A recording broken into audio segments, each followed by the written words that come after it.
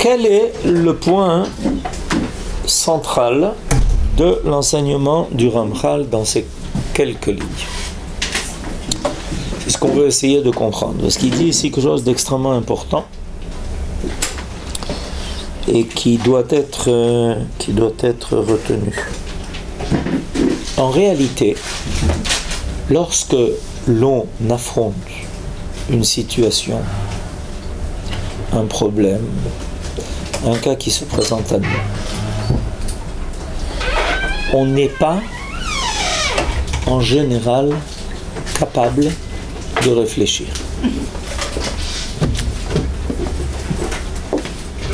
Et là, qu'est-ce qui se passe? On réagit instinctivement. Alors dans ce cas-là, comment réagir comme il faut?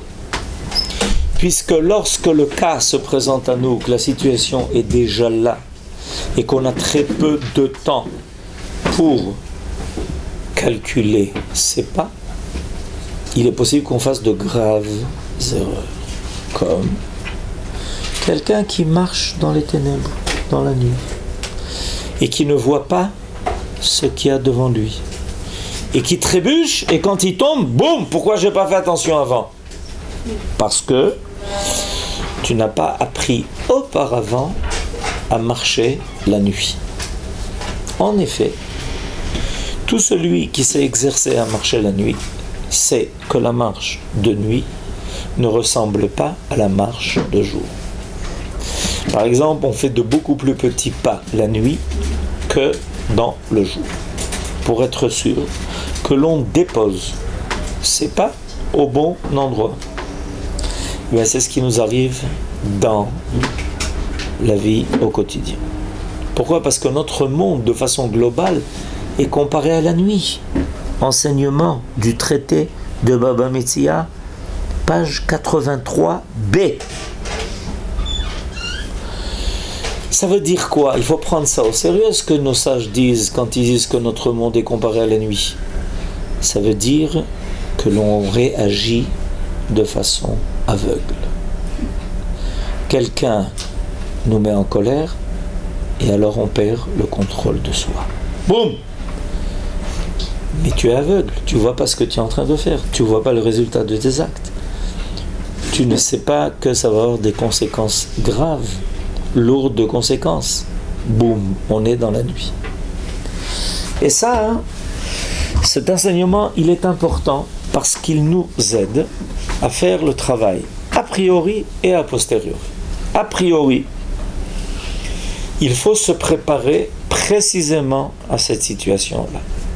Quelle est la différence entre quelqu'un qui est adulte, qui a une maturité, et un enfant? Un enfant, sa capacité de calculer ses actes est pratiquement nulle. Il court, boum, les escaliers. Non, il y a des escaliers. Quand on est enfant, on n'a pas remarqué qu'il y avait des escaliers. On n'a pas préparé sa marche. On a couru. On trébuche, on tombe, on se relève, on se fait mal, on a bobo par-ci, on a bobo par-là.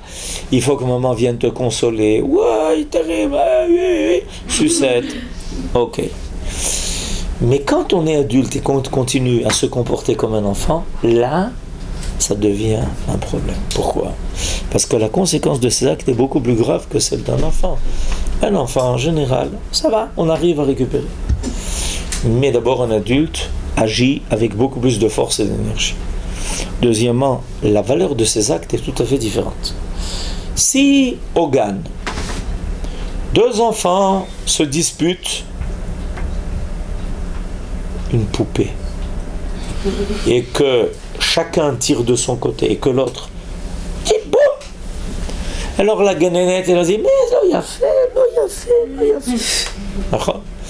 Mais si deux adultes se comment on dit ça, se querellent, et qu'il y en a un qui lève la main, il est appelé rachat. Rachat, tout d'un coup, rachat. Oui. D'où est-ce qu'on apprend ça? On apprend ça de notre maître Moïse en Égypte. Il a vu 2 juifs se quereller en Égypte. Et il a vu un lever la main sur son prochain, il lui a dit « Hey, Racha !» Racha. Ça suffit pas les coups que vous recevez. Ça suffit pas les coups que vous recevez des Égyptiens. En plus des coups que les Égyptiens nous donnent, tu es en train de lever la main sur ton prochain. Hey. Mais quand j'étais au Gan, on m'a jamais traité de rachat pour ça. Nachon, quand tu étais au Gan, tu te conduisais comme un bébé de 3 ans.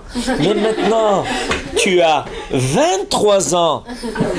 Il y a 20 ans qui sont passés entre 3 ans et 23 ans. Ah, ça devient plus grave. Alors, qu'est-ce qu'il faut faire comme travail? Alors, le Ramchal ici nous donne le conseil qu'il faut. Chaque jour, on doit prendre un temps où on s'isole. On s'isole. Pas avec Facebook, pas avec Twitter, pas avec iPhone, Biphone, Triphone. Rien de tout ça. On s'isole et on repasse en mémoire notre journée. Et on se dit, voilà ce qui m'est arrivé aujourd'hui. Et voilà comment j'ai réagi. Et dans certains cas, j'ai réagi comme il fallait. Dans d'autres cas, non. Et la prochaine fois, il faudra faire attention. Parce que cette fois, ça s'est bien terminé. Peut-être que la prochaine fois, pas. C'est ce que dit le Ramchal. En résumé, l'homme doit analyser tous ses actes et surveiller toutes ses voies pour ne laisser en lui aucune mauvaise habitude, aucune imperfection et a fortiori aucune faute ou crime. Je vois la nécessité pour l'homme d'être pointilleux et d'examiner attentivement ses voies chaque jour. Comme ces grands négociants qui font sans cesse leur inventaire afin de ne point courir à la faillite. Qu'est-ce que vous croyez que font tous les commerçants quand le soir ils ferment les portes de leur commerce? Vous arrivez, c'est fermé. Et vous êtes sûr que dedans, il n'y a personne. Eh bien, vous vous trompez. Toute personne qui a un commerce reste 2 heures après la fin du commerce. Et qu'est-ce qu'il fait? Les comptes. Combien il a gagné aujourd'hui? Combien il a vendu? Combien de clients sont venus? Quels sont ceux qui lui ont payé? Quels sont ceux à qui il a fait crédit? Quels sont ceux qui depuis 1 an et demi ne lui ont pas encore payé? Et puis entre-temps, il voit qu'il y a de la marchandise qui a disparu. Alors il va trouver l'ouvrier, il lui dit, mais dis-moi, il manque de la marchandise ici. Non, pas du tout. Mais si, il manque de la marchandise. Pourquoi? Parce que j'ai fait le compte de ce qui a été aujourd'hui vendu, j'ai fait le compte de ce qu'il y a en inventaire. Il n'y a pas la même chose. Il manque quelque chose. Celui qui ne fait pas ça, et j'en connais qui, à cause de ça, on fait faillite. Et bien, dans la vie, c'est pareil. Si on ne fait pas régulièrement le compte de ses actes, que l'on ne voit pas comment on a réagi, qu'est-ce qui nous a... Comment on a été, quand on a été posé, quand on n'a pas été posé, mais on a été déposé. Parce que boum, on nous a jetés dans une situation et on n'a réagi pas comme il fallait. Alors, on fera jamais aucun effort. On n'avancera en rien. On se retrouvera des années après dans la même situation et il y a des gens qui sans arrêt se plaignent de ça. Mais c'est pas possible, il se conduit comme un enfant, il continue à agir de façon insensée. Ce qu'il faisait 20 ans, il le fait encore aujourd'hui. C'est pas normal. Surtout que il y a ce que l'on appelle le Ergel Ra. 2e ligne en hébreu. Klal Hadavar. Pour les hébraïsantes et celles qui veulent apprendre l'hébreu, c'est-à-dire toutes. Klal Hadavar. Yiyeh Adam me'ayen al ma'asav kulam. ומפקח על כל דרכיו שלא להניח לעצמו הרגל רע ומידה רעה. C'est quoi הרגל רע? Mauvaise habitude traduit. מידה רעה. Midara, imperfection, une mauvaise qualité, une qualité mauvaise. Alors notre problème c'est ça, c'est qu'on est habitué. On nous a habitués, on est habitué, on s'est habitué, peu importe comment on a contracté cette habitude, toujours est-il que on l'a contracté.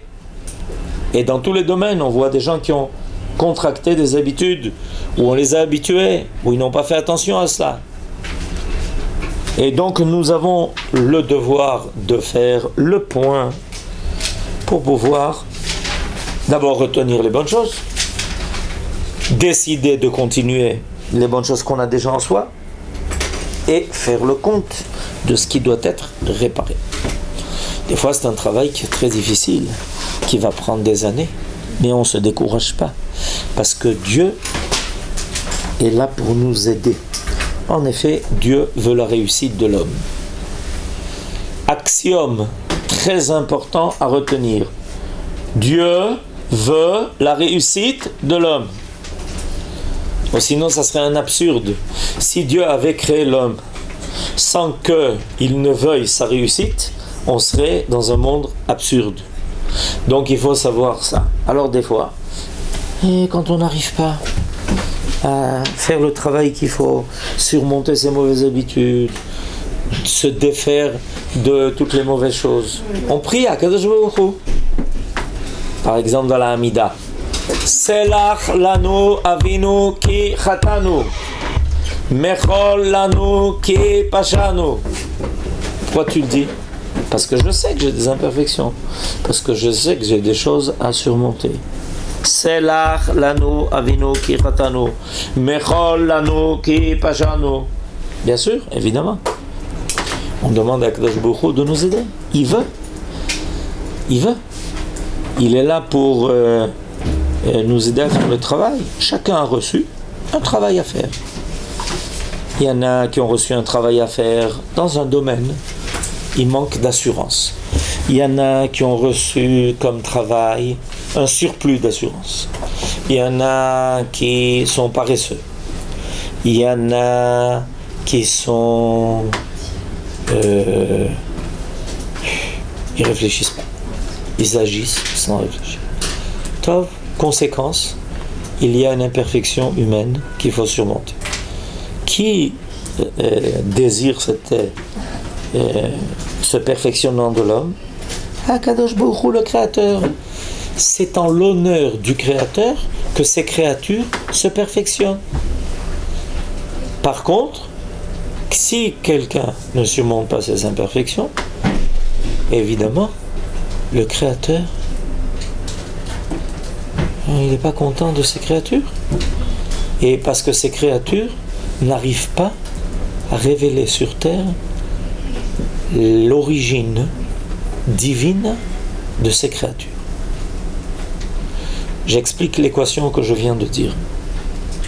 Quand on fait des efforts pour se perfectionner, on prouve et on témoigne de l'origine divine de ce que nous sommes. Puisqu'on a en nous la volonté du bien, la volonté de la perfection. D'où ça nous vient? Du divin. Mais si par contre, on se laisse aller, on dit, je suis comme je suis, alors évidemment, on cache ce côté divin qui est en nous et qui nous incite à être meilleur. Donc on ne témoigne pas par ce que nous sommes de celui qui nous a créés. Nous sommes un être en devenir. Chacun de nous est un être en devenir. Voilà. Et grâce à quoi on peut devenir? Grâce à l'avenir.